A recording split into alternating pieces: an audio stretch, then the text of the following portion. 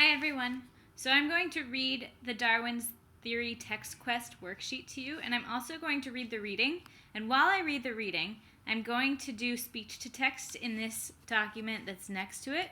And I think that might be able to act kind of like subtitles so that you can follow along while I'm reading and see where I am in the text, as opposed to using the screenshots that I put in the original document. So we'll see how this goes.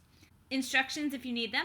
You may work in a group up to 4 people. You're welcome to do this alone with one partner or with 2 or 3, up to you. They can be in the other travel groups. If you do work with others, you're welcome to divide and conquer. So each of you can do a different question or a few different questions and then add them into one document, or you can work on all of the questions together. And if your document is the one getting turned in, make sure you put everyone's name in the group up here. If your document is not the one getting turned in, make sure you put whoever is turning it in right here. So if I'm working on this with all the 10th grade teachers, but Miss Fives is the one typing it, we're going to write Miss Fives on my document here so that I know where to go grade it when you turn it in. Use the pages to answer the text questions, and if you need a reader, you can come to office hours or watch this. So I actually have this textbook in front of me, so I'm going to read it out of the textbook, and while I read it, I'm going to have the document on the side follow along to try to show what I'm saying. Here we go. Darwin's Ideas from Others. In Darwin's time, most people... First, I'm going to read the questions so that you can hear the questions and then answer them as I read if you prefer. So question 1. What 3 fields influenced Darwin's ideas? Question 2. What is Lamarckian inheritance? Question 3. Why were Lamarck's ideas important to Darwin? Question 4. Explain how Darwin applied Thomas Malthus's ideas to his observations. Question 5. How did Hutton and Lyell's ideas of change in species differ from Cuvier's idea? 6. State and describe the 4 steps of Darwin's theory in your own words. 7. Why does Darwin's theory refer to populations and species rather than individuals? 8. Why is it difficult to gather conclusive insight based on the fossil record? 9. Look at figure 8 on page 383. The pages aren't actually numbered in this document, but figure 8 is the emu, the ostrich, and the rhea right here. What does this pattern suggest about evolution? 10. Explain a homologous structure in your own words. We know what homologous chromosomes are. Now, what are homologous structures? 11. What were the 3 major strengths of Darwin's work? And 12. Explain the major weakness of Darwin's theory. Now I'll read the pages, and I'm going to have the document on the side record my voice so that it can act as subtitles and you can see where in the text we are as I read it out loud. Darwin's Ideas from Others. In Darwin's time, most people, including scientists, believed that each species was created once and stayed the same forever. But this view could not explain fossils of organisms that no longer exist, such as dinosaurs. I'll fix punctuation after and post this document. Some scientists tried to explain such observations by saying that species could die out but never change. Others, including Darwin's own grandfather, proposed various mechanisms to explain how species may change over time. Darwin was influenced by ideas from the fields of natural history, economics, and geology. The ideas of Lamarck, Malthus, Cuvier, and Lyell were especially important. Lamarckian Inheritance. In 1809, the French scientist Jean-Baptiste Lamarck proposed an explanation for how organisms may change over generations. Like Darwin and others, Lamarck noticed that each organism is usually well adapted to its environment. He proposed, as Darwin would later, that organisms change over time as they adapt to changing environments. However, Lamarck had an incorrect idea about inheritance. He proposed that changes due to use or disuse of a characteristic would be passed on to offspring. For example, he knew that a person's muscles may decrease in size because of disuse or may increase in size because of use, as shown in figure 3. There. According to Lamarck's idea of inheritance, this baseball player's children would inherit strong arm muscles. He believed that offspring inherited these kinds of changes. This idea was eventually disproved, but not in Darwin's time. Darwin once accepted this idea because it proposed a role for inheritance in evolution. Population growth. Another key influence on Darwin's thinking about evolution was an essay by Thomas Malthus. In 1798, this English economist observed that human populations were increasing faster than the food supply. Malthus pointed out that food supplies were increasing linearly, meaning in a line. More food was being produced each year, but the amount by which the food increased was the same each year. In contrast, the number of people was increasing exponentially. More people were added each year than were added the year before. Malthus noted that the number of humans could not keep increasing in this way because many people would probably die from disease, war, or famine. Darwin simply applied Malthus's idea to all populations. Recall that a population is all of the individuals of the same species that live in a specific place. Darwin saw that all kinds of organisms tend to produce more offspring than can survive, so all populations must be limited by their environments. Geology and an Ancient Earth. Geology and an Ancient Earth. In Darwin's time, scientists had become interested in the study of rocks and landforms, and thus began the science of geology. In particular, scientists such as George Cuvier, James Hutton, and Charles Lyell studied fossils and rock layers, such as those shown in Figure 4. Here's Figure 4. This says, layers of rock contain evidence of changes occurring over millions of years in organisms and environments on Earth. Darwin realized that such evidence supported his ideas about evolution. Cuvier agreed that fossils in rock layers showed differences in species over time and that many species from the past differed from those of the present. But Cuvier did not see species as changing gradually over time. He thought that changes in the past must have occurred suddenly. Hutton and Lyell, on the other hand, thought that geologic processes, such as those that wear away mountains and form new rocks and fossils, work gradually and constantly. Lyell carefully and thoroughly presented his ideas in a book, which Darwin read. Lyell's ideas fit well with Darwin's observations and showed that Earth's history was long enough for species to have evolved gradually. Evolution by natural selection. Darwin formed a key idea. Individuals that have traits that better suit their environment are more likely to survive. For example, the insect in Figure 5, this, is less likely to be seen and eaten than a brightly colored insect is. Furthermore, individuals that have certain traits tend to produce more offspring than others do. These differences are part of natural selection. Darwin proposed that natural selection is a cause of evolution. In this context, evolution is a change in the inherited characteristics of a population from one generation to the next. Steps of Darwin's theory. Darwin's explanation is often called the theory of evolution by natural selection. Darwin's theory predicts that over time, the number of individuals that carry advantageous traits will increase in a population. As shown in Figure 6, this theory can be summarized in the 4 following logical steps. Here's Figure 6. Step 1. Overproduction. Every population is capable of producing more offspring than can possibly survive. Every species tends to produce more individuals than can survive to maturity. Step 2. Variation. Variation exists within every population. Much of this variation is in the form of inherited traits. The individuals of a population have many characteristics that differ. Step 3. Selection. In a given environment, having a particular trait can make individuals more or less likely to survive and have successful offspring. So, some individuals leave more offspring than others do. Some individuals survive longer and reproduce more than others do. Step 4. Adaptation. Over time, those traits that improve survival and reproduction will become more common. The traits of those individuals that survive and reproduce will become more common in a population. You can see in the picture here, for overproduction, we have more of these animals than we need. For variation, you can see there are differences in size and color. Selection, they're showing you that the lighter color ones did not survive and the darker ones did. And then adaptation, you can see over time that more of them are dark.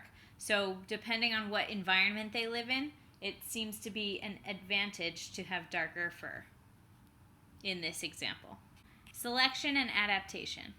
Darwin's theory explains why living things vary in form, yet seem to fit their environment. Each habitat presents unique challenges and opportunities to survive and reproduce. So, each species evolves because of the selection of those individuals that survive the challenges or make best use of the opportunities. Put another way, each species becomes adapted to its environment as a result of living in it over time. An adaptation is an inherited trait that is present in a population because the trait helps individuals survive and reproduce in a given environment. In sum, Darwin's theory explains evolution as a gradual process of adaptation. Note that Darwin's theory refers to populations and species, not individuals, as the units that evolve. Also, keep in mind that a species is a group of populations that can be interbred. Publication of the theory. In 1844, Darwin finally wrote an outline of his ideas about evolution and natural selection, but he showed it only to a few scientists that he knew well. He was afraid that his ideas would be controversial. Then, in 1858, he received a letter from another young English naturalist named Alfred Russel Wallace. Wallace asked for Darwin's opinion on a new theory, a theory much like Darwin's. Because of this similarity, Darwin and Wallace jointly presented their ideas to a group of scientists. Darwin was finally motivated to publish a full book of his ideas within the next year. Darwin's book on the origin of species by means of natural selection presented evidence that evolution happens and offered a logical explanation of how it happens. Biologists began to accept that evolution occurs and natural selection helps explain it. What Darwin explained. Darwin's book was more than an explanation of his theory. It also included a thorough presentation of the evidence that living species evolved from organisms that lived in the past. Darwin had studied much of the data that was available in his time. Darwin presented a unifying explanation for data from multiple fields of science. These sciences include geology, geography, ecology, developmental biology, anatomy, genetics, and biochemistry. Scientists continue to draw upon the power of Darwin's explanations. The fossil record. Have you ever looked at a series of historical maps of a city? You can infer that buildings and streets have been added, changed, or destroyed over time. Similarly, you can infer past events by looking at fossils, traces of organisms that lived in the past. All fossils known to science make up the fossil record. Sometimes comparing fossils and living things reveals a pattern of gradual change from the past to the present. Darwin noticed these patterns, but he was aware of many gaps in the patterns. For example, Darwin suggested that whales might have evolved from a mammal that lived on land, but at the time, no known fossils were in between a land mammal and a whale. Here, figure 7 breaks this down. Darwin once hypothesized that modern whales evolved from ancient four-legged, land-dwelling, meat-eating mammals. Over the years, since scientists have collected a series of fossil skeletons that support this hypothesis. So here we have some of these ancient mammals, and you can see their tails are getting longer, their back legs are getting farther. This one has very minor, small hind legs, and then this one is a modern-day whale. No back legs at all, and its tail is very long. Darwin predicted that intermediate forms between groups of species might be found, meaning the connecting link. And indeed, many new fossils have been found, such as those in figure 7 that I just showed you. But the conditions that create fossils are rare, so we will never find fossils of every species that ever lived. The fossil record will grow, but will never be complete. So for example, something like a slug will never become a fossil. To be a fossil, you either have to leave an imprint, like a leaf, or you have to have something hard, like a shell, or you have to have bones and a skeleton that gets fossilized. So the fossil record only shows certain species. If something like a slug or a worm lived 1 million years ago, we wouldn't have any fossil records of them because they don't have enough hard parts to actually get preserved. That's why we can't tell if animals in the fossil record had fur or feathers or hair necessarily if we only have their skeletons. Here we have an emu, an ostrich, and a rhea. We're going to talk about these right now. I'm going to leave the picture of the birds up so that you can see them as I talk about them. Biogeography is the study of the locations of organisms around the world. When traveling, Darwin and Wallace saw evolution at work when they compared organisms and environments. For example, Darwin saw the similarity of 3 species of large birds. So here we have the rhea, which lives in South America, the ostrich, which is from Africa, and the emu that lives in Australia. These 3 unique bird species are shown, and they're similar in size, shape, eating habits, and habitat. However, they all live on separate continents. They didn't start similar and evolve away into 3 different birds. They started as very different organisms, and their environments have caused their adaptations over time to make them seem really similar because they've all fit similar environments. Darwin found each bird in a similar grassland habitat but on a separate continent. This finding was evidence that similar environments shape the evolution of organisms in similar ways. Sometimes geography separates populations. For example, a group of organisms may become separated into 2 groups living on 2 different islands. Over time, the 2 groups may evolve in different patterns.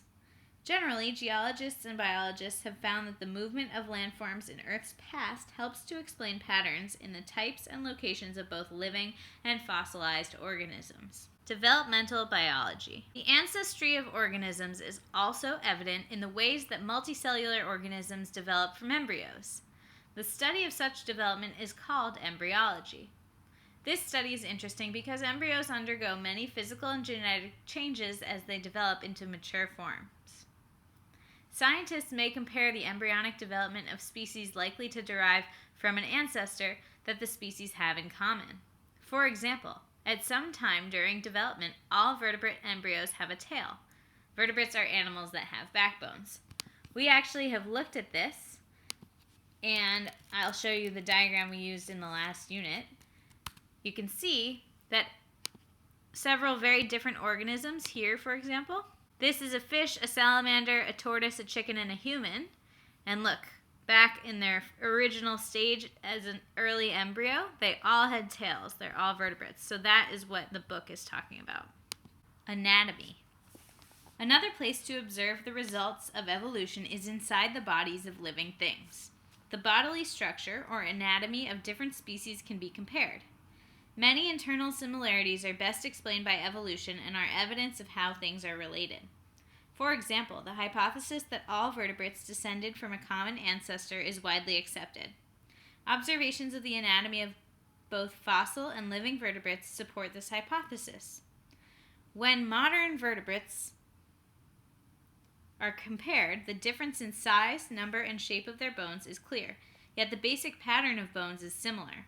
In particular, the forelimbs of many vertebrates are composed of the same basic groups of bones, as figure 9 here shows. This pattern of bones is thought to have originated in a common ancestor. So the bones are examples of homologous structures, characteristics that are similar in 2 or more species and have been inherited from a common ancestor of those species. So if we look at this alligator arm, human arm, bat arm, and penguin arm, you can see they all have this upper, larger bone that's called our humerus. And then they have the arm bones, the radius and ulna. And then the wrist is called the carpals. And then the hand bones are called metacarpals. And then the fingertips are called phalanges. So you can see even though our arms are pretty different from a bat wing or an alligator or a penguin wing, they all have those similar bone structures, and they all are on the same part of us, and they all serve a pretty similar purpose. They can also compare the biochemistry to do this as well. To explain the patterns of change seen in anatomy, scientists make testable predictions. For example, if species have changed over time, the genes that determine their characteristics should also have changed.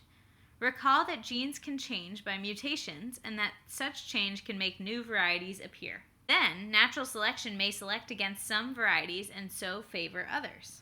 Scientists have observed that genetic changes occur over time in all natural populations. A comparison of DNA or amino acid sequences shows that some species are more genetically similar than others. These comparisons, like those in anatomy, are evidence of hereditary relationships among the species. For example, comparing one kind of protein among several species reveals the pattern shown in figure 10, right there. The relative amount of difference is consistent with hypotheses based on fossils and anatomy. So here you can see a gorilla only has one different amino acid from our human hemoglobin, which carries our oxygen in our blood. The lamprey, which is like an eel, has 125 different amino acids. So as you get farther from a human, you get more change. Evaluating Darwin's ideas. Why was Darwin such an important scientist? Darwin's work had three major strengths: evidence of evolution, mechanisms for evolution, and the recognition that variation is important. Today, Darwin is given credit for starting a revolution in biology. Strengths. Darwin was not the first to come up with the idea that evolution happens, but he was the first to gather so much evidence about it. He described his most famous book as, quote, one long argument that evolution is possible. Before publishing, Darwin collected and organized many notes, observations, and examples, such as this illustration.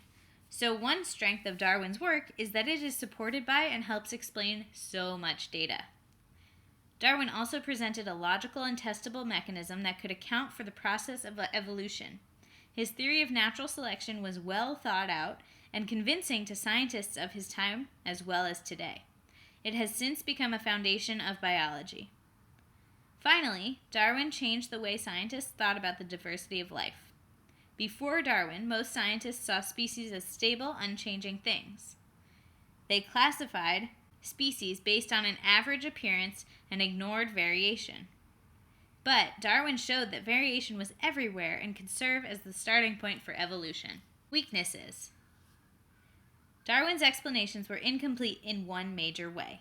He knew very little about genetics. Inherited variation was crucial to Darwin's theory of natural selection, yet his theory lacked a clear mechanism for inheritance. At different times, Darwin proposed or accepted several ideas for such a mechanism, but none of them were correct. He thought about this problem for much of his life. Darwin never knew it, but Gregor Mendel had begun to solve this problem.